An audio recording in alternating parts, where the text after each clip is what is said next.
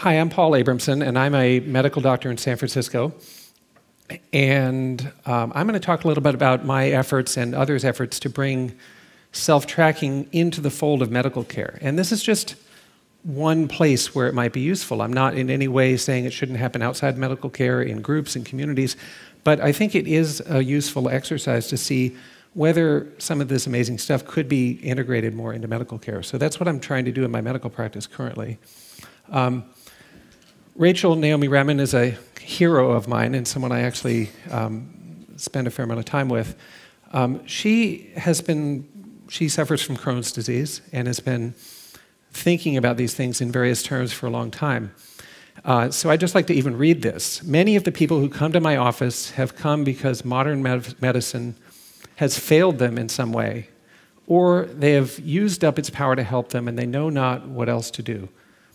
So I think, the e-patients here probably have experienced that, but also probably everybody in some sense has had some experience of this.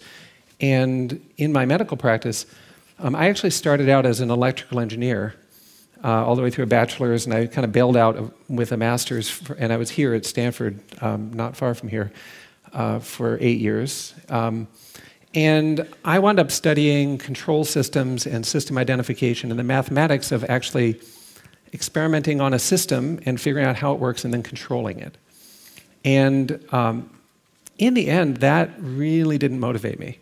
What motivated me was wanting to work with people and individual stories. And I really couldn't find that in engineering. I mean, I probably didn't look hard enough. But so I actually bailed out and went to med school at UCSF in the late 90s and wound up going into family medicine. That was my instead of radiology or some engineering-related specialty. And I did use my tech skills. I was a computer programmer for startups in the late 90s during the last bubble. But then I really went out and I just started practicing.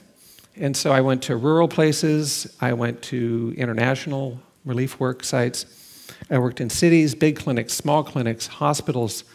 I've just really went everywhere looking for somewhere that I fit in. And what I came to was that I didn't really fit in to the medical paradigm, even though I love medicine and science and people. So what happened a few years ago is I really identified that I was having some health problems. I was having headaches.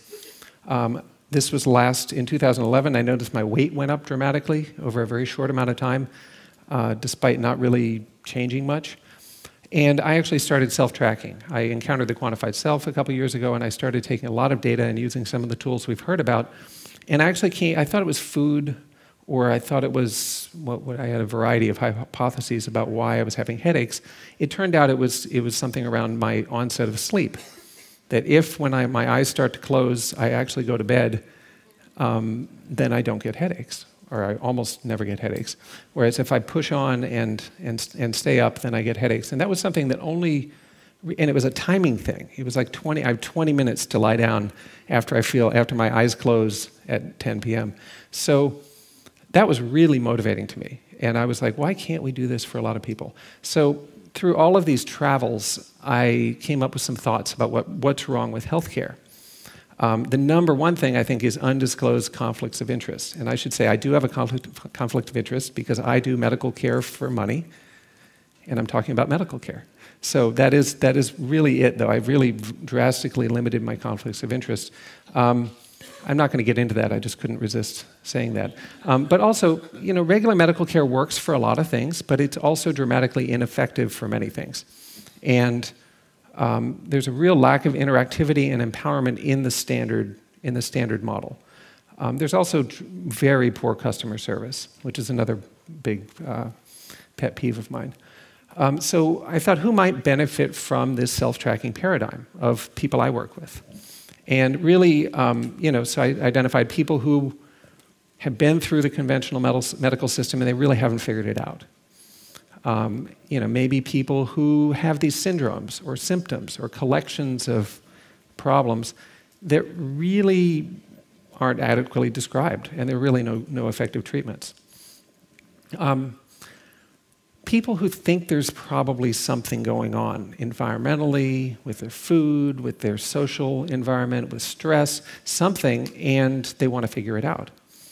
And there are a lot of those people. People who realize they need to change their behavior and they can't figure out how to do it. So, and they've been told what to do, and they do it, and then that doesn't work out. Or just people who really want to be empowered to do it themselves, maybe with help. So there are a lot. This is a very incomplete list of things that might be wrong with you that would be amenable to self-tracking, but it's a lot of these things that don't have a great list of treatments, or where there's a very short rope until you reach the end of the line and they start taking out body parts. Or where there's a lot to do, like diabetes, but largely it's not that interactive and it doesn't have a great outcome for a lot of people. Or I'm also board certified in addiction medicine as well as regular medicine. So I work, about a third of my practice is working with people with addiction.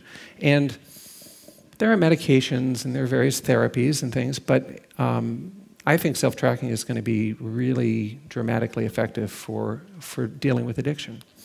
So I started a medical practice in 2007 in the city, and mostly because I just couldn't figure out how to think the way I think in any other context. I instantly became irritating to large hospitals and other systems. So the promise is that maybe you can actually gather data about yourself or get information. This isn't new. Doctors have been prescribing headache logs for people with migraines and dietary logs for people with this and that for maybe centuries, maybe longer. Self-tracking is not new, but now there are some tools that make it easier and also enable collecting data finely enough that you can actually see things that happen quickly or patterns that are separated far in time. And so most people, however, in my experience, who aren't really motivated, can't pull it off by themselves, or people who aren't really obsessive compulsive, or they have a really complicated medical issue where they're going to need doctors involved in some sense, and so it'd be great if they can get some support within the medical system for this. So we've come up with a little paradigm that we've implemented in my medical practice, which is sort of focused on the self-tracker, but also involves a doctor and it involves a coach. And we'll talk a little bit about that, and then any other team members. And it's more of it's a team-based approach, but it's really focused on this self-exploratory model. And what is this quant coach that we're talking about? It's a distinct member of the healthcare team, but it's not necessarily like a psychologist. It's someone who's not a doctor necessarily, has a different skill set, and also doesn't have this doctor-patient licensed, unlicensed differential. Someone who has some skills, but where you're really talking to them as a peer, and they're helping you to do what you do, not telling you what to do. And I think that I really like the doctor-patient power differential, because if you are aware of it, and you use it, I guess, if you use it for good, then it can actually be very helpful. But it has been so dramatically abused that I think having members of the team that aren't involved in that can be really helpful. So this self-tracking culture that Anne talked about involves creating a personal narrative for people. This iterative process, I'm just sort of describing this culture, focusing on specific problems and getting your terminology about yourself very specific, and really trying to get into what matters to you. How do you think about things? How do you feel things? How do you experience things? So choosing the appropriate tools, there are now thousands of different self-tracking devices, and other programs and people. How do you choose the right ones? How do you reflect on specific incidents? Like Sean mentioned, these 3 episodes of illness, and then learn from that. How do you reflect, adjust, track, and actually pull that off amidst a busy life where you may have 50 other things pulling your attention? So I'll just tell a brief story about a patient of mine whose name and details have all been changed. David's 50, he's an engineer, he's very stoic.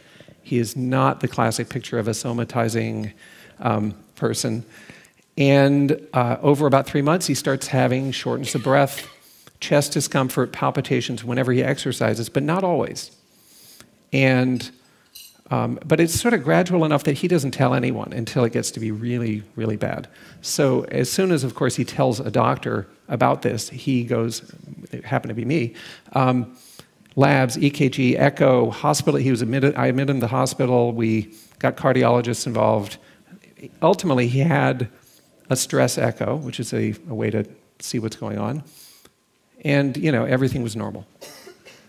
And he also had a variety of other symptoms that I won't describe just in the interest of confidentiality, but weird symptoms that he had been wondering about for a long time, and he had been to many alternative and conventional doctors to try to figure that out.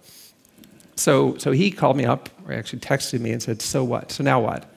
You know, and, you know, is this food? Is it atypical heartburn? Is it arrhythmias? Is it panic disorder?